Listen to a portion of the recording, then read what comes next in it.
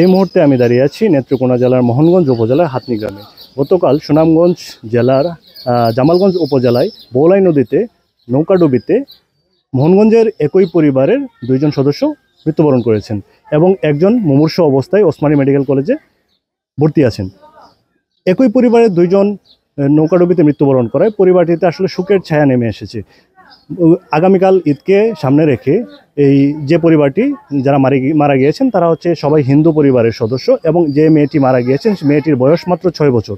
নৌকাডুবিতে এই পরিবারটিতে তাদের মৃত্যুর কারণে আসলে এলাকায় শোকের ছায়া নেমে এসেছে। আগামীকাল মুসলমানদের ধর্মীয় উৎসব ঈদ উল ফিতরের আগে এই ঘটনাটি এলাকার সকলের মনে দাগ কেটেছে।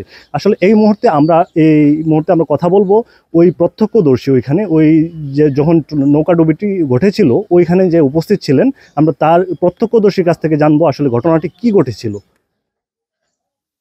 আপনি তো ওইখানে প্রত্যক্ষদর্শী ছিলেন বা নৌকা যখন ডুবতেছিল ওই মুহূর্তে আপনি ওইখানে উপস্থিত ছিলেন, আপনি আমাদের একটু জানাবেন যে ওইখানে আসলে ঘটনাটা কি ঘটেছিল। নৌকা বৌলাই নদীতে ডুবে গেছে, এরপরে মানুষ আইয়া উদ্ধার করছে। আচ্ছা, নৌকাটি আসলে ডুবে যাওয়ার কারণটা কি যদি আমাদের বলতেন, কেন নৌকাটি ডুবে গেল? হঠাৎ ডুবে গেছে, নাও ঘুরাইতে গিয়া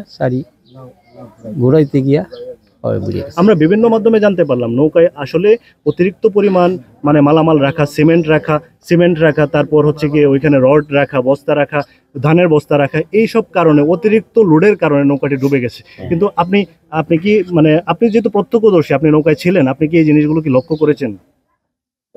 রড আছে, সিমেন্ট আছে, ধানও আছে।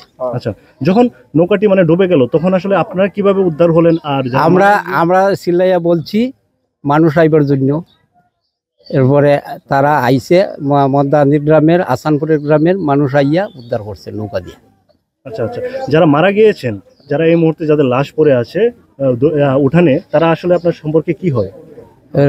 শালা বউ।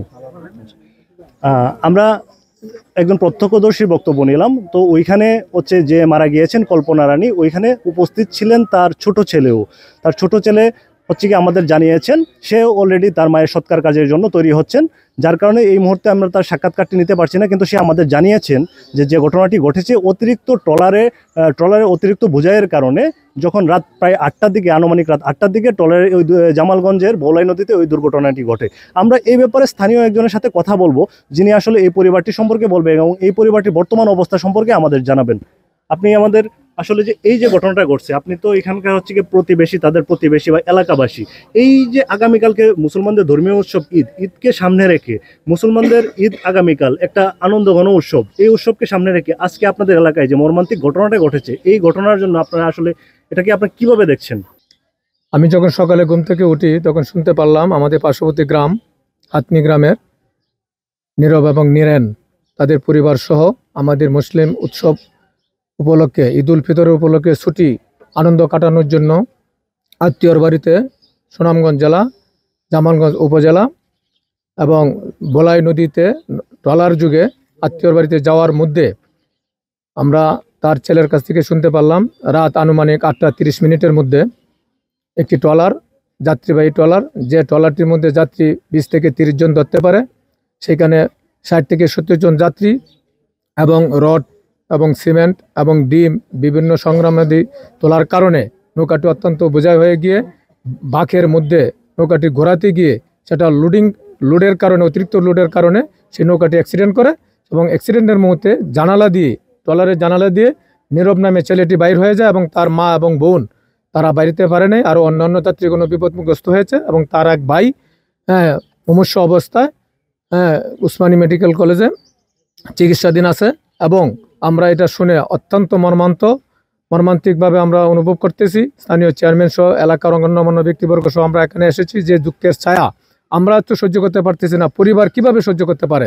একটি 6 বছরের বাচ্চা, ফুটফুটে একটি মাত্র বাচ্চা, সেই বাচ্চাটি আকস্মিকভাবে মৃত্যুতে এই পরিবার একটা শোকের ছায়া নেমে এসেছে। আমাদের আনন্দটাও মুসলিম হিসাবে আমরা হিন্দু সম্প্রদায়ের যে দুঃখটা, সেটাকে আমরা গ্রহণ করতে পারতেছি না। আল্লাহ রাব্বুল আলামিনই ভালো জানেন, তাদের এই দুঃখকে সইবার মতো যেন তাদেরকে ক্ষমতা দান করেন। এবং এই ট্রলার মালিক যেভাবে অর্থের লোভে অতিরিক্ত ভারী যানবাহন নিয়ে চলাচল করে এবং ব্যবসা বাণিজ্য করে, সেটাকে প্রশাসনের দৃষ্টি আকর্ষণ করছি। আপনারা প্রতিনিয়ত এই দুর্ঘটনা ঘটে আসছে। আমরা আইনানুগভাবে ব্যবস্থা না নেওয়ার কারণেই এই মালিকগুলি অতিরিক্ত যানবাহন করে এই মানুষের ভোগান্তি সৃষ্টি করে। ভোগান্তি নয়, একটা মৃত্যুর পরিবারে, যে পরিবারে মৃত্যুবরণ করেছে, এটা অত্যন্ত দুঃখের বিষয়। সেটাকে আইনানুগভাবে ব্যবস্থা নেওয়ার জন্য আমি আমার এলাকার পক্ষ থেকে আমি আবেদন করছি।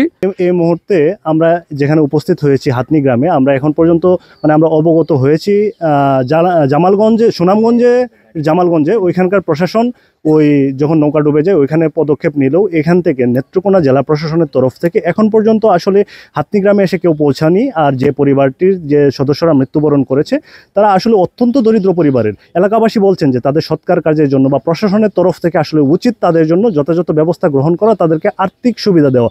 আমাদের সাথে এই মুহূর্তে উপস্থিত আছেন অত্র ইউনিয়নের চেয়ারম্যান। আমরা তার কাছ থেকে জানতে চাবো পরিবারটির ব্যাপারে এবং এই পরিবারটিকে প্রশাসনের তরফ থেকে কোনো প্রকার আসলে সাহায্য সহযোগিতা করা হবে কিনা বা উনি কোথাও যোগাযোগ করেছেন কিনা, আমরা আসলে তার কাছ থেকে জানতে চাই।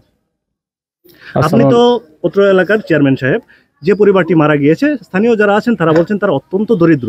আসলে এখন তাদেরকে সাহায্য করার ব্যাপারে আপনারা কি প্রশাসনের সাথে যোগাযোগ করেছেন বা আপনারা কি এই পরিবারটিকে সাহায্যের জন্য আপনারা কোনো প্রকার সাহায্য কি করবেন কিনা? এই পরিবারটিকে সাহায্য তো করবই, আমরা যে 2 নং ইউনিয়নের বাসীর পক্ষ থেকে আমরা যতটুকু সহযোগিতা করার দরকার এখন পর্যন্ত করে এসেছি, আর পরেও করব।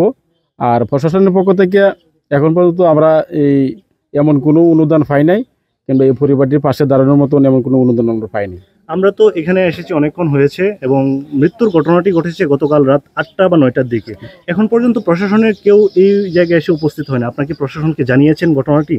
হ্যাঁ, আমি এখানে এসে আমি প্রশাসনকে জানিয়েছি, ওনারা বলছে যে আসবে, আইসা কথা বলবে। তো চেয়ারম্যান সাহেব যেরকম বলছিলেন, আমাদের অত্র পরিবারটি আসলে অত্যন্ত দরিদ্র। পরিবারটিকে আসলে সাহায্য সহযোগিতা করা প্রয়োজন। যে চলে গেছে তাকে আসলে ফেরানোর কোনো সুযোগ নেই, কিন্তু যে পরিবারটি এখন আসলে যে বাচ্চা শিশুটি একটি করুণ মৃত্যু, এটা এলাকাবাসীর মনে দাগ কেটেছে। প্রশাসনের উচিত আসলে এই মুহূর্তে এই পরিবারটির পাশে দাঁড়ানো এবং পরিবারটিকে সাহায্য সহযোগিতা করা। নেত্রকোনার মোহনগঞ্জ উপজেলার হাতনি গ্রাম থেকে এই ছিল আমার কাছে সর্বশেষ।